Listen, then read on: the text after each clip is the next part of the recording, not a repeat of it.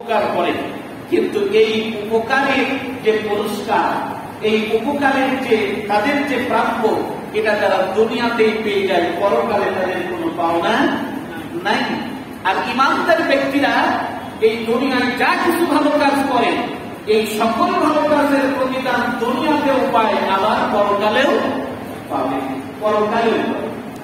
প্রিয় উপস্থিতি, এই জন্য আল্লাহ রাব্বুল আলামিন ঘোষণা করছেন, ইন্নাল্লাযীনা আমানু ওয়া আমিলুস সালিহাত, নিশ্চয়ই তোমরা যারা ঈমান এনেছো এবং ভালো কাজ করেছো, কানাত লাহুম জান্নাতুল ফিরদাউসি নুজুলা, এমন ব্যক্তিদের জন্য আমি আল্লাহ তৈরি করে রেখেছি জান্নাতুল ফিরদাউস, জান্নাতের সর্বোচ্চ মর্যাদা সম্পূর্ণ জান্নাত।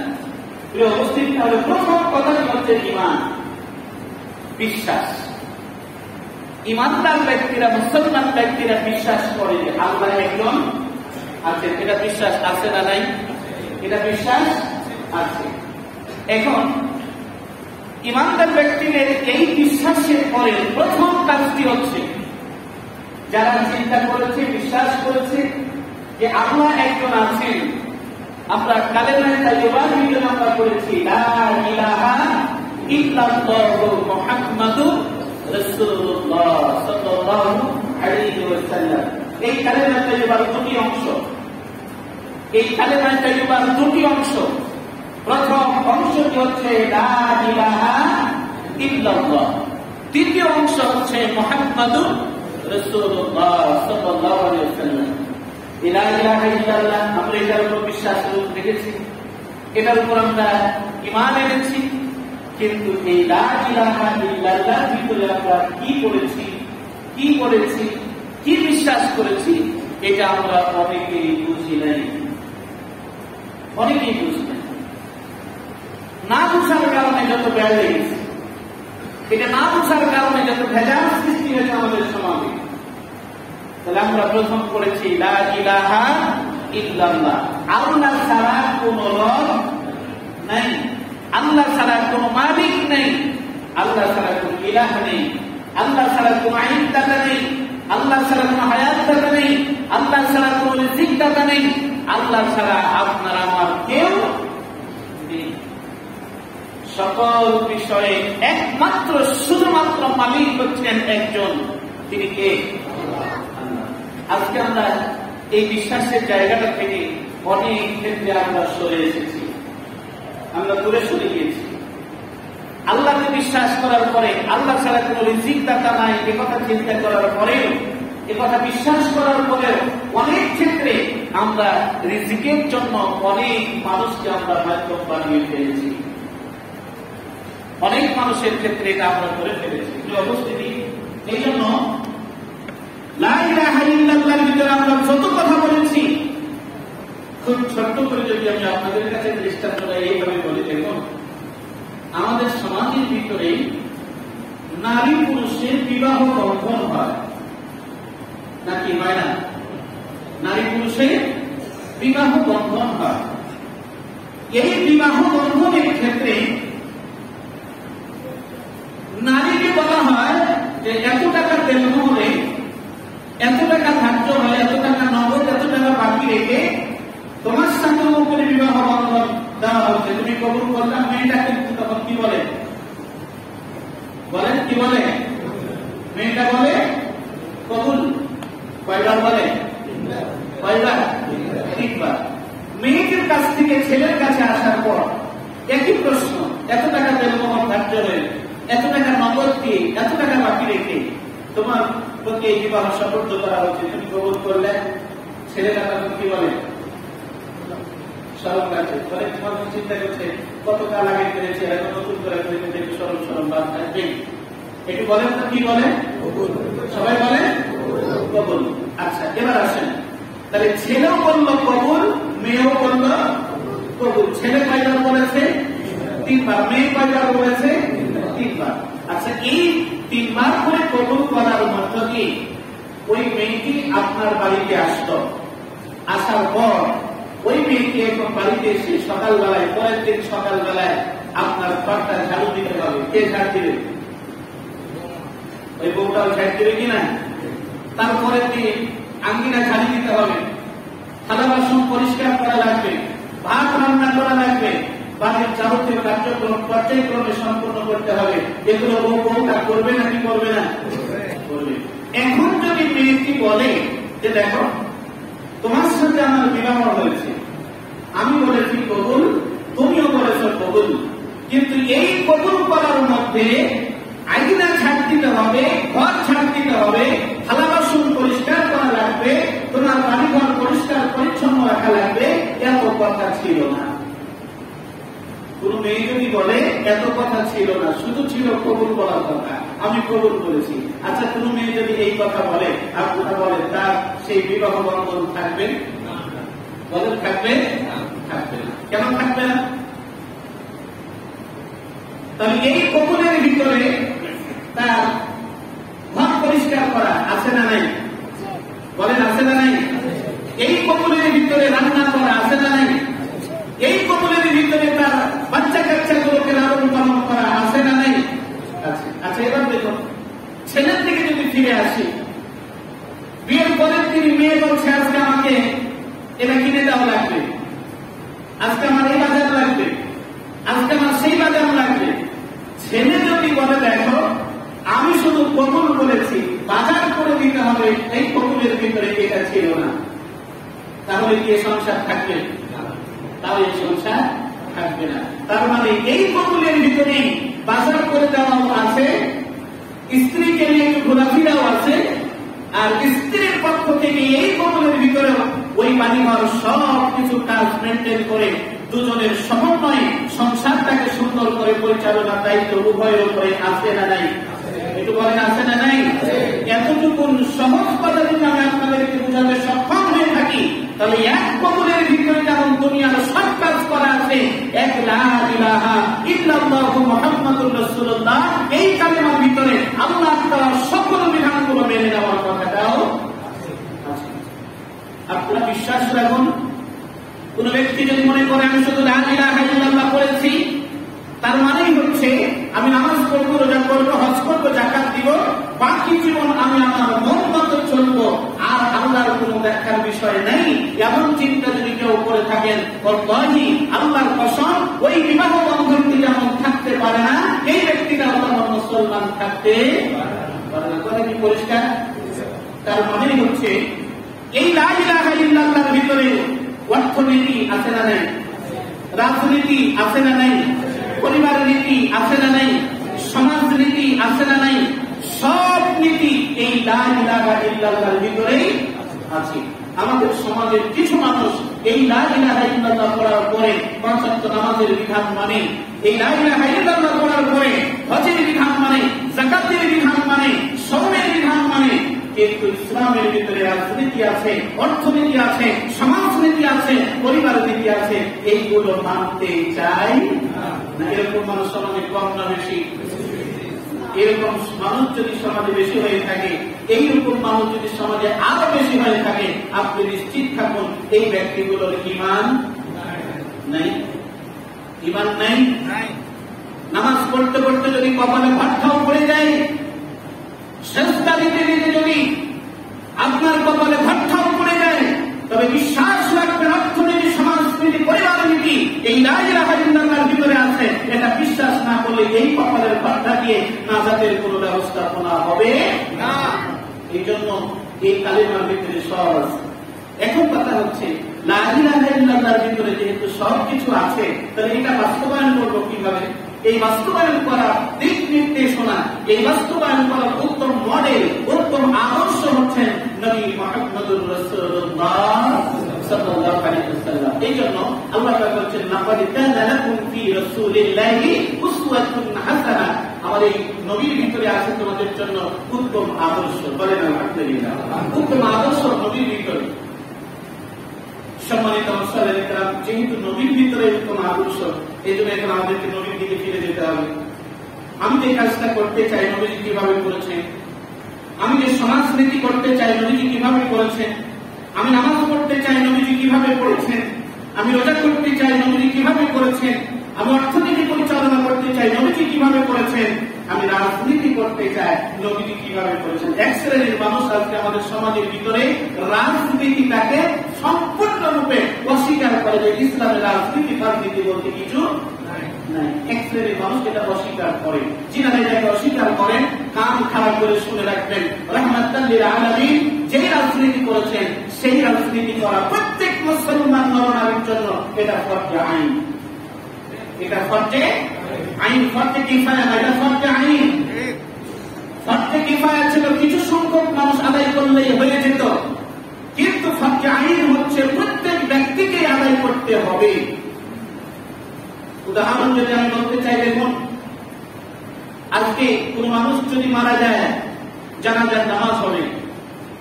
জানাজার নামাজের ঘোষণা হওয়ার পর এতগুলো মানুষের মধ্যে থেকে কিছু সংখ্যক মানুষ গিয়ে জানাজার নামাজ পড়ে দাফন করে দিলেই সবার পক্ষ থেকে আদায় হয়ে যাবে। এটা হচ্ছে ফরজে কিফায়া। ফরজে আইন কি? আমরা এতটি মানুষ এসেছি, আসরের নামাজ প্রত্যেকের জন্যই করা ফরজে আইন।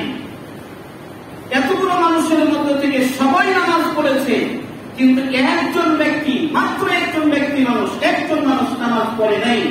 সবাই আদায় করার পরেও ওই ব্যক্তিটার পক্ষ থেকে আদায় হবে না। যার উপরে এটা ফরজ তাকে আদায় করা যাবে। ফরজে আইন হচ্ছে এটা। তাহলে এই সমাজের বুকে নামাজ পড়া যেমন ফরজে আইন, রোজা করা যেমন ফরজে আইন, হজ করা যেমন ফরজে আইন, যাকাত দেওয়া যেমন ফরজে আইন, একই রকম ভাবে আল্লাহর এই জমিনে আল্লাহর হুকুম মেনে আল্লাহর দ্বীনটাকে প্রতিষ্ঠিত করার কাজ করাটাও হচ্ছে ফরজে আইন। সমাজের বুকে এটাকেই বলা হয়েছে রাজনীতি। আজকে রাজনীতির পট পরিবর্তন হয়েছে, আমাদের সমাজের রাজনীতির অবস্থা পরিবর্তন হয়েছে। এমন একটা সময় ছিল যেই সময়ের মানুষেরা ভোট দিতে গিয়ে শুধু টিপ দিয়েছে, ভোট হয়ে গেছে, নাকি হয়নি? টিপ দিয়েছে, ভোট হয়ে গেছে। এরপরে আসছে শুধু টিপ দিলেই হবে না, আপনি অন্যের ভোটটা দিলেন নাকি সেটাও দেখে নিতে হবে। এই জন্য ছবি এসেছে, স্মার্ট কার্ড এসেছে, ছবি দেখে দেখে আপনাকে ভোট দেওয়ার সুযোগ দেওয়া হবে। তারপরে দেখা যাচ্ছে চুরি, ডাকাতি, ছিনতাই থামানো যায় না। এই জন্য আবার ভোট দেওয়ার ক্ষেত্রে ডিজিটাল মেশিনও আবিষ্কার হয়েছে। একবার দিলে দ্বিতীয়বার দেওয়ার সুযোগ নাই, এরকম মেশিনও এসেছে। এত কিছু হওয়ার পরেও, এত কিছু আসার পরেও এই জাল ভোট দেওয়া এটা কি বন্ধ হয়েছে নাকি এখনো আছে? এখনো আছে, বরং আবিষ্কার যত বেড়েছে চুরিটাও তত বেড়েছে। হুসাইন মোহাম্মদ এরশাদ সাহেব বিদেশ থেকে তিনি ক্ষমতায় থাকার সময় বিদেশ থেকে একটা মেশিন নিয়ে আসছিলেন। চিন্তা ছিল এই দেশে চুরি বন্ধ করা, চোর ধরার একটা মেশিন তিনি বিদেশ থেকে আনবেন। এই চিন্তা, চোরেরা চিন্তা করলো তো সর্বনাশ, মেশিন যদি দেশে চলে আসে তাহলে তার চুরি করা সম্ভব হবে না। এই জন্য ওই মেশিন বিদেশ থেকে এসে এয়ারপোর্টে নামার সাথে সাথে মেশিনটাই চুরি হয়ে গেছে। চোর ধরা আর লাগবে না, মেশিনে চুরি হয়ে গেছে। প্রিয় উপস্থিতি, আমি কথাগুলো এই জন্য বললাম যে দেখুন, বর্তমান সময় এবং সমাজে ভোটের অবস্থা পরিবর্তন হওয়ার কারণে আজকে নানাবিধ প্রক্রিয়া অবলম্বন করা হচ্ছে। কিন্তু প্রথম ভোট যেটা হয়েছিল সেটা হয়েছিল হযরত আবু বকর সিদ্দিক রাদিয়াল্লাহু তাআলা আনহুকে খলিফা নির্বাচনের ভোট। বলে আলহামদুলিল্লাহ। রাসূলের ইন্তিকাল হয়েছে, পরবর্তী খলিফা কে হবে, প্রতিনিধি কে হবে, এক একজনের এক একটা মতামত, এক একজনের এক একটা প্রস্তাব। কিন্তু সবার প্রস্তাব একদিক থেকে গ্রহণযোগ্য হলে অপর দিক থেকে মান এবং সম্মানের দিকে দেখে, যোগ্যতার দিক থেকে দেখে কেন যেন কিছু করে যায়। হযরত উমর ফারুক রাদিয়াল্লাহু তাআলা তিনি চিন্তা করলেন, এই সমাজের নেতৃত্ব দেওয়ার জন্য, এই সমাজের দায়িত্ব পালন করার জন্য, এই সমাজের রাষ্ট্রপ্রধান হওয়ার জন্য একজনই হচ্ছেন সবচেয়ে উপযুক্ত, তিনি হচ্ছেন সিদ্দিক আকবর হযরত আবু বকর সিদ্দিক রাদিয়াল্লাহু তাআলা আনহু। বলেন আলহামদুলিল্লাহ। আবু বকর রাদিয়াল্লাহু তাআলা আনহুর কাছে গিয়ে উমর ফারুক রাদিয়াল্লাহু তাআলা আনহু বললেন, আবু বকর হাতটা বাড়াও। আবু বকর রাদিয়াল্লাহু তাআলা আনহু হাত বাড়ালেন। উমর ফারুক রাদিয়াল্লাহু তাআলা আনহু আবু বকর সিদ্দিক রাদিয়াল্লাহু তাআলা আনহুর হাতে হাত রেখে বললেন, আজকে থেকে আপনি হচ্ছেন রাষ্ট্রের রাষ্ট্রনায়ক ওমরের পক্ষ থেকে ঘোষণা করলাম, বলে আলহামদুলিল্লাহ। তার মানে কি ওমর রাদিয়াল্লাহু আনহু ভোট দিলেন কাকে, মতামত দিলেন কাকে? আবু বকর রাদিয়াল্লাহু আনহু। আলী রাদিয়াল্লাহু আনহু আসলেন একই কথা বললেন, উসমান রাদিয়াল্লাহু আনহু আসলেন একই কথা বললেন। তার মানেই হচ্ছে সমর্থনের দিক থেকে এগিয়ে গেলেন আবু বকর সিদ্দিক রাদিয়াল্লাহু তাআলা আনহু, তিনি হলেন খলিফা। বলেন আলহামদুলিল্লাহ। সম্মানিত মুসল্লিয়ানে কেরাম, তাহলে রাজনীতি, অর্থনীতি, সমাজনীতি, সব নীতি এই লা ইলাহা ইল্লাল্লাহর ভিতরে কি আছে না নাই? এর ভিতরে আছে। সময়ের স্বল্পতার কারণে সব বাক্য এখানে আসতে বলা সম্ভব নয়।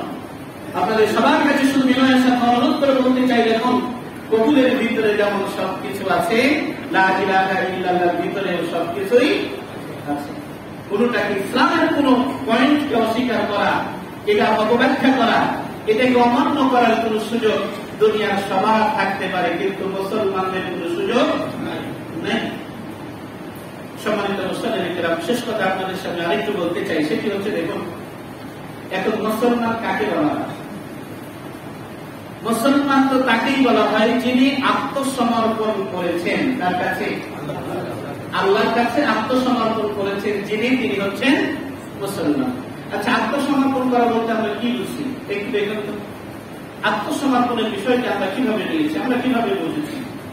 আমি গত সময় বলছিলাম ইব্রাহিম আলাইহিস সালাম এবং ইসমাঈল আলাইহিস সালামের ঘটনা, কুরবানি। ইব্রাহিম আলাইহিস সালামকে আল্লাহ স্বপ্নে দেখালেন যে তুমি তোমার প্রিয় বস্তু, প্রিয় সন্তানকে কুরবানি করো। ইব্রাহিম আলাইহিস সালাম স্বপ্নে দেখছেন যে আমি আমার প্রিয় সন্তানকে কুরবানি করছি। এটা অতীত না, আবার ভবিষ্যৎ না, এটা কোন কাল? বর্তমান কাল। এখন রানিং কাল চলছে, জবাবের কার্যক্রম চলছে। যে অবস্থা তিনি স্বপ্নে দেখছেন, সন্তানকে নিয়ে কিন্তু সে কথাই বললেন। সন্তানকে নিয়ে তিনি যে কথা বলছেন যে সন্তান, ইন্নী আরাফিল মানাম, নিশ্চয়ই আমি দেখছি স্বপ্নের মাধ্যমে, আন্নী নিশ্চয়ই আমি আযবাহুকা, তোমাকে জবাহ করছি। মানে এটা কোন কাল? বর্তমান কাল, জবাহ করছি। সন্তান দেরি করলেন না, সাথে সাথে সন্তান বললেন, বাবা সাতাজিদুনি ইনশাআল্লাহু মিনাস সাবিরিন, আপনি যা দেখেছেন বাস্তবায়ন করেন, ধৈর্যশীলদের কাতারে আপনি আমাকে পাবেন। বলেন আলহামদুলিল্লাহ। তাহলে স্বপ্ন যুগে আল্লাহ ওহী নাযিল করলেন ইব্রাহিম আলাইহিস সালামের প্রতি, সন্তান জবাহ করো। ইব্রাহিম আলাইহিস সালাম সন্তানকে কে বলেন, আমি দেখছি তোমাকে জবাহ করছি। এই দুটো কথা একসাথে বাপও মেনে নিলেন, সন্তানও মেনে নিলেন। সন্তান বাপ চিন্তা করলেন, আমি যেহেতু স্বপ্নে দেখেছি, এটাই যেহেতু ওহী, সেটা আমাকে জবাহ করতেই হবে। তিনি সন্তান জবাহের প্রস্তুতি নিলেন।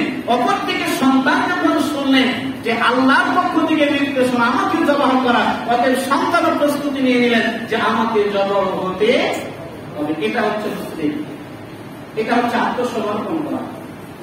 ইব্রাহিম আলাইহিস সালাম যদি বলতেন যে আল্লাহ এটা কেমন করে হয়, ৮৬ বছর বয়সে কত কুয়া করার পর একটা বেটা দিয়েছিল, এই আদরের বেটা কি জবাই করা যায়? কেউ যদি এই চিন্তা করে, ইব্রাহিম আলাইহিস সালাম যদি এই চিন্তা করতেন, তাহলে কি আল্লাহর কাছে আত্মসমর্পণ করা হতো? বলেন হতো না।